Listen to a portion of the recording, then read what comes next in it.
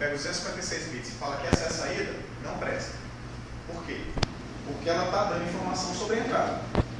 A ideia é que a saída ela consiga ser totalmente não correlacionada com a entrada. Você mistura tanto lá os bits dessa entrada que a saída você não consegue inferir nada sobre a entrada. Então isso a gente chama de função unidirecional, né? Em uma direção você calcula, mas você não consegue voltar. Essa é a segunda propriedade. Tamanho fixo é a primeira, a segunda é que a partir da saída você não consegue nada sobre a entrada. Pois não? Anderson, assim, era exatamente isso que eu ia perguntar. Então não tem como realmente a partir, por exemplo, de um resultado único assim voltar com um resultado. Não deve ser computacionalmente possível. Né? Quer dizer, pode até ser possível em teoria de alguma maneira, mas pelo menos computacionalmente não deve ser possível para aquilo fazer isso. Tá? E ter um conhecimento acerca da entrada a partir da saída. Tá? Um outro ponto é o seguinte. Pessoal, suponha que a entrada pode ser de 1 mega, sei lá, tal. E a saída tem só 100 bits. É uma função de hash, tá? Vão ter entradas que vão possuir a mesma saída? É óbvio, né? Se você tem, imagina que você tenha 30 cadeiras. Essas 30 cadeiras são as saídas possíveis. Tá? Se você tem 100 bits de saída, quantas saídas possíveis você tem? 2 a 100. Né? Se você tem 10 bits, né? Quantas saídas possíveis você tem? 2 a 10. Né? Então, 2 a 10 são as cadeiras que a gente tem aqui. As entradas são as pessoas que estão sentando nas cadeiras. Se você tem 30 cadeiras e você tem 31 pessoas, tem pessoa para sentar, mais de uma pessoa para sentar numa cadeira? É óbvio. Tem que ter. Você não tem cadeira o suficiente. Então, se o número de entradas é maior do que o número de saídas, esse é o caso, porque a entrada pode ter tamanho arbitrário e a saída é sempre tamanho fixo, vão ter entradas que vão ter a mesma saída? Óbvio, vai ter. Só que a função de hash ela tem que ter a seguinte característica. Entradas deve ser difícil você descobrir, computacionalmente difícil descobrir entradas que gerem a mesma saída. Tá? Isso a gente chama de resistência à colisão. Tá? Então, dado x, tá?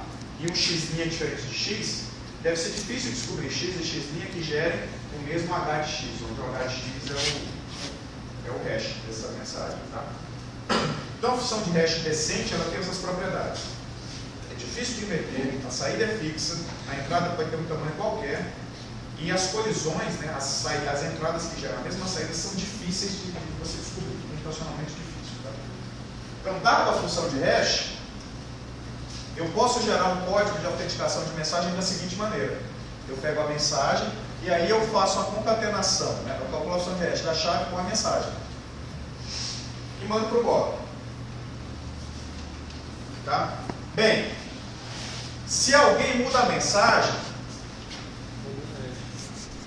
deve mudar o hash. Tá? Pode ser que caia na colisão? Pode, mas a probabilidade disso acontecer é muito pequena. Então, vai mudar o hash. Aí o que acontece com o Bob? O Bob ele consegue verificar que alguém mudou a mensagem. E mais importante é o seguinte, só olhando isso aqui, você consegue obter algum conhecimento sobre a chave? Não, então você não consegue gerar essa função adequada para uma determinada mensagem. Mas se você mudar aqui para M', o adversário não consegue gerar o código de autenticação de mensagem para M'. Por quê? Porque ele não conhece a chave e por causa das propriedades da função de hash. Então a função de hash ela se comporta meio como aquele CBCMAC, sabe?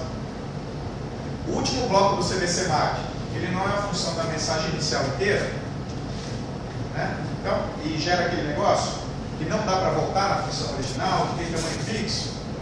Então ele se comporta demais, a função de hash se comporta de maneira semelhante àquilo. Tá? Só que a função de hash normalmente é mais ágil, ela é mais fácil de ser computada do que uma cifra de bloco. Tá? Então a gente prefere fazer código de autenticação de mensagem com função de hash, ao invés do CBC, de uma cifra de bloco com uma CBC. Tá? Vocês já ouviram falar em IPsec? VPN? VPN, então, pois é. VPN é uma maneira de você introduzir segurança na camada de rede, né? Então, suponha que você tenha 2 gateways.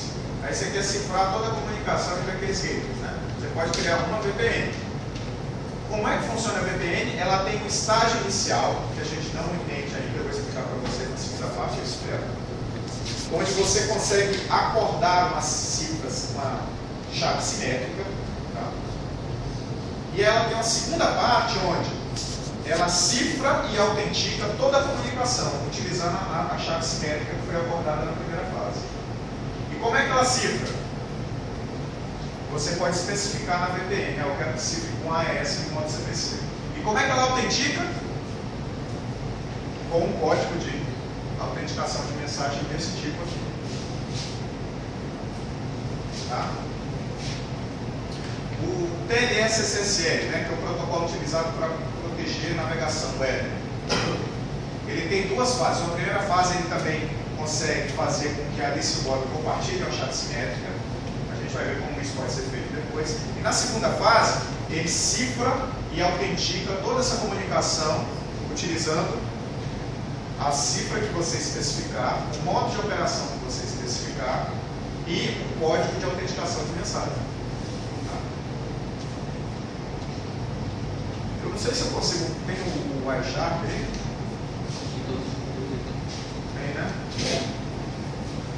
E aí, mas aí eu não sei se como é que eu faço para mostrar para eles. Eu queria capturar uma.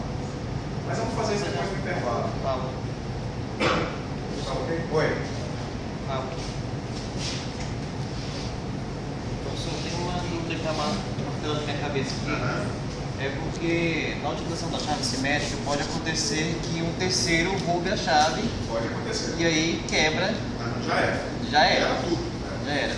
Na questão do hash, então ele consegue também fazer a autenticação também, que a chave também é da Se a chave simétrica vazar, já era. Era tudo. Então,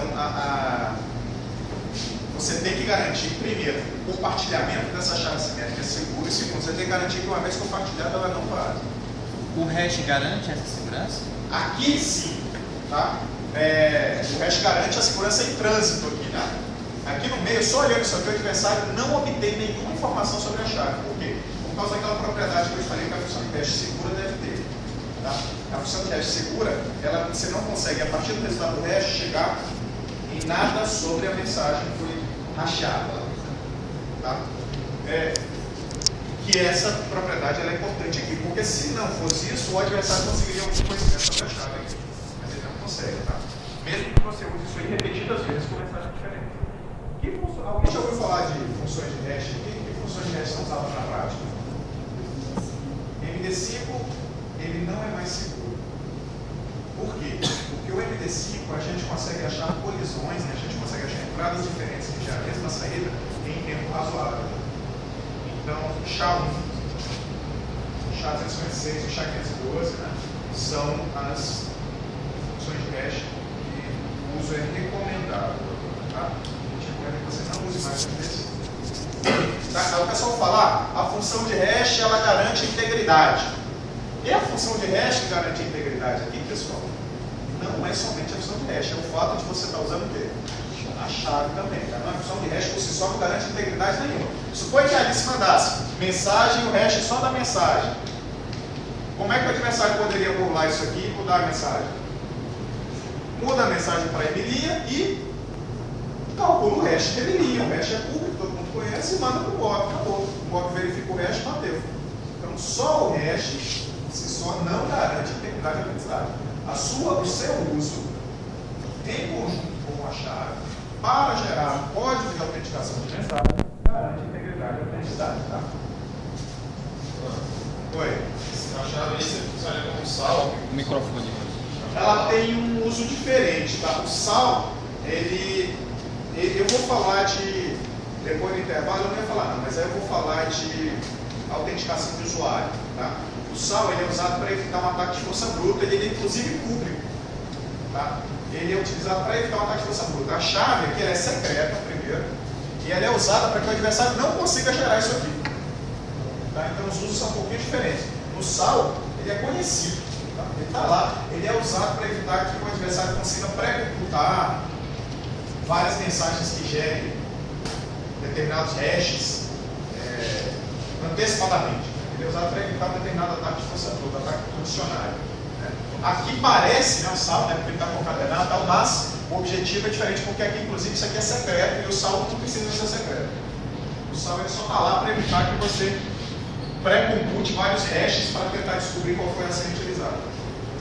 Tá? Aí você vai entender isso quando eu mostrar a autenticação de usuário na segunda parte. Tá? Pessoal, podemos fazer uma pausa então?